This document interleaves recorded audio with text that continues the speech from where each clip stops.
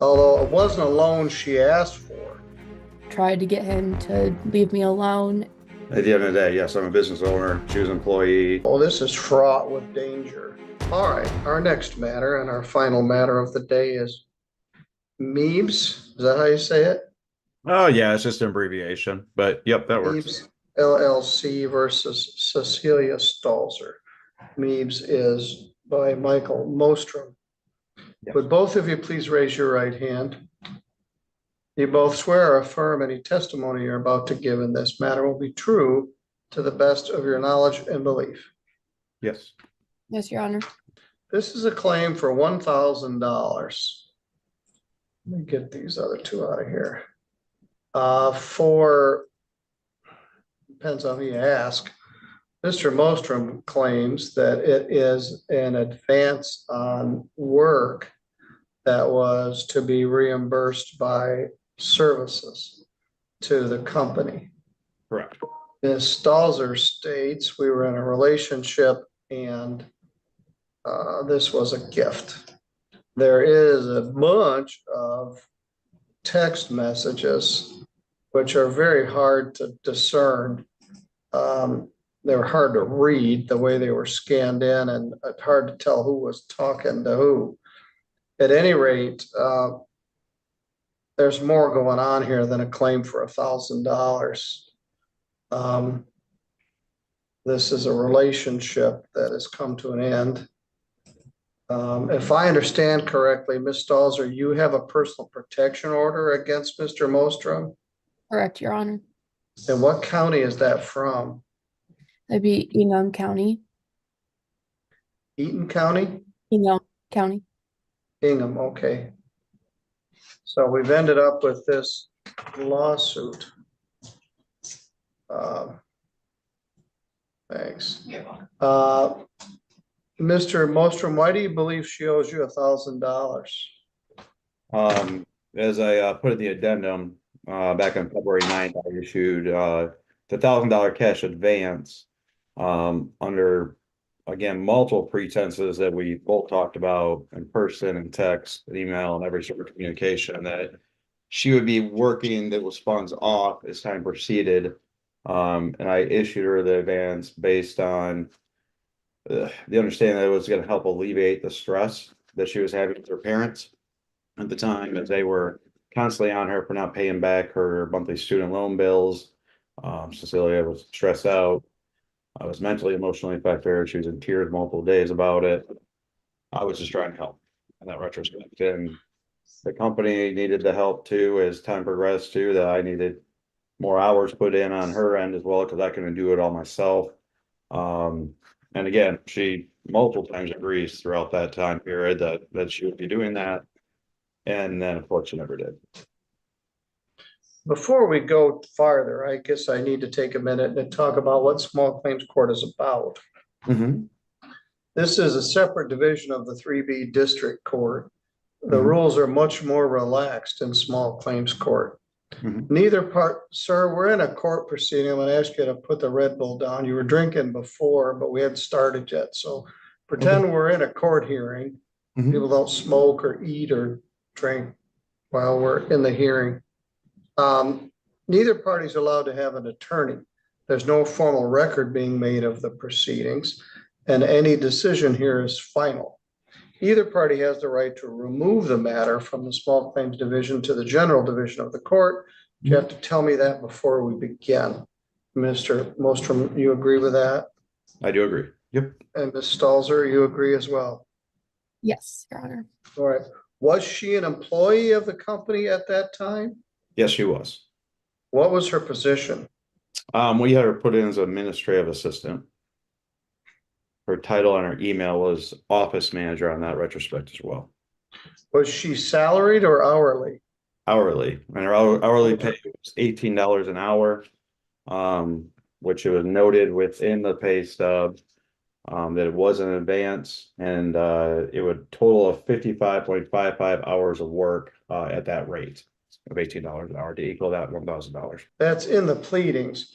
Was that supposed to be 55.55 hours of work as overtime each week, or she just wouldn't get paid for a week? No, in general, just total amount of hours in general worked. Well, how was that to be tracked? Well, we track based on what she was doing. If she was working, then it all goes into my workforce, which is in QuickBooks via login.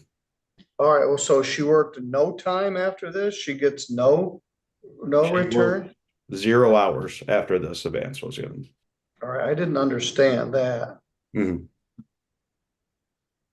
Shortly thereafter, the next weekend, there was a issue that she had with her family in her hometown.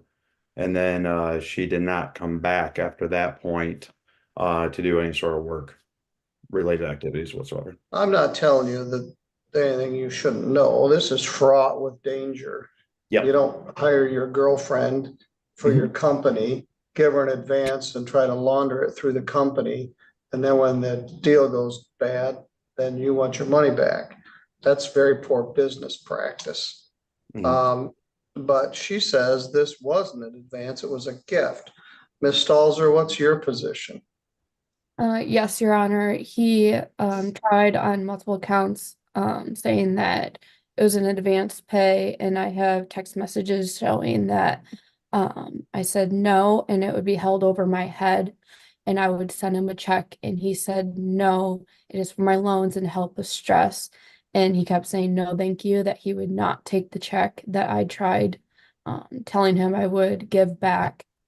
And he said he appreciates the offer though. Um, this sounds like it's more of a relationship kind of thing rather than him just wanting the money. There was a domestic violence on him, and that was proceeding with the PPO that I currently have on him. I had multiple accounts where I tried to get him to leave me alone, and once the PPO was in place, that's when he proceeded with this court. These are called small claims divorces um, by the district judges. Nobody likes these. Their relationship ends and it ends up in a small claims lawsuit where one party's trying to get back at the other one. All right, I was reviewing the texts, and as I said, one, they're hard to read, and two, it's hard to tell who's saying what.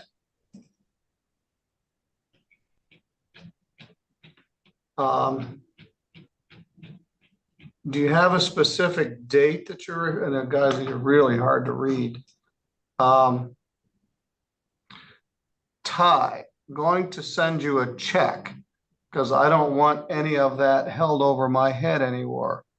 Stop. No, it was for your loans to help with the stress. So the lighter colored is you, correct? Going to send you a check because I don't want any of that held over my head. Is that you? Yes, Your Honor, and that was on 2/26 of 24. All right. He says, stop. No, it was for your loans to help with the stress. That's him. Yeah. Mr. Mostrom? That is correct. On that. All right. I wasn't asking you, I was asking her. So Oh. then you say parents are helping. No, thank you. That's him. As I said, I know you can work it off with helping me with work anyways. Was just a loan, quote unquote, to help initially because there we were gone giving you crap every day and that stress on you. Appreciate the offer though. Mike, I don't want it constantly on my mind. And I can't read his response.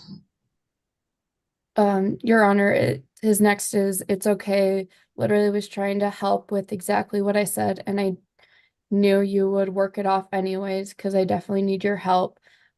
And then I'm sorry for bringing it up yesterday. That's on me and won't ever happen again. I promise that. And then I proceeded with, okay, I asked why you'd like to not do it in the first place, and he said that he understands. And then I proceeded with, because I knew it would be an issue at some point. And then he said, I get it, it's all good. What does that mean? If you go a step farther, it then says maybe you can drive me some places soon for work or get everything organized with the office stuff like I need or work on some dates. Is that fair? And she says, okay. Well, that gives you a handle on her. She offers to pay the $1,000 back to just get it over with. So, and you keep calling it a loan, although it wasn't a loan she asked for. She didn't say, hey, will you lend me $1,000? You gave her $1,000 to help with stress. She offered to pay it back. And you said, no, you can work it off, which means you still got control over the situation. She just wants to pay it back and be done with it. And you deny the domestic violence, and I don't think there was a domestic violence charge, but there was enough that a judge in Ingham County issued a personal protection order. So after the personal protection order was issued, you'd filed this small claims for $1,000. Actually, that was opposite. I spoke to her mother about filing the small claim stuff, and then her mother said immediately after in one of the text messages, that's when they filed the PPO. Is that true, Ms. Stalzer? Your Honor, the PPO was signed on 4/12 and it was served on 4/19. And he tried saying that I owed, and it was a formal notice on April 16th that I owed him this $1,000. This was filed on April 29th. So the PPO preceded the small claims case. All right. Ms. Stalzer, anything else you want me to know? Your Honor, other than that he continued to contact me and work things out relationship-wise all the way up until basically March. I have messages of where he's actually, it was April 12th. This is his last text to me, and it was just like a picture, and it was a picture, and he just commented like a picture was taken over a year ago today. So it's just very confusing. And then also he invited me to go to Florida with him for work, and I could just tag along. And this was also all after they tried taking me or threatening me to court. All right, Mr. Mostrom, you're the plaintiff. I'll give you the last word. Anything? Yeah, as I mentioned, there were 6, 7, 8 different times where she has basically understood that it was an advance, it was a loan to her that would be paid back. The reason why I did not accept it back at that February time frame was strictly because she didn't have the funds to do it. The stress that she was having with her family was affecting her very, very much so. At the end of the day, yes, I'm a business owner. She was an employee of mine. The reason why she was an employee of mine is because she had 2 shoulder surgeries within a year and physically could not do other jobs. She didn't have time to even go and do an orientation or anything because she was in multiple surgeries. So I hired her as basically an option so she would have funds, which she did great work for months. Did a great job and helped me out quite a bit. It was just all of a sudden towards this end time where she decided to step away. And as you saw in multiple messages throughout, attacked me verbally quite a bit as far as how it didn't matter what I said or did. She was never going to pay me back, and I didn't deserve it at the end of the day. All right. This is a end of relationship thing. And this is a power and control and manipulation by loaning her $1,000. Stop that. I said sorry. Which gave you some power and control over her. She offered to pay it back. You declined, and I'm not going to be used by the court to manipulate her any further. You get 0. I find no cause for the plaintiff. Defendant offered to repay the money. The plaintiff declined for reasons that he would still have contact with her. She filed a personal protection order, and after the personal protection order was filed, he filed this action to collect on this nebulous, poorly thought out, quote unquote, loan. I'm not gonna be a part of it. You get zero. Ms. Stalzer, you're free to go on about your business. Mr. Mostrom, the PPO is still in effect. Maybe you can both move on from this, but I'm not gonna be used to manipulate her any further. Thank you, Your Honor. Ms. Stalzer, you're free to go. Thank you.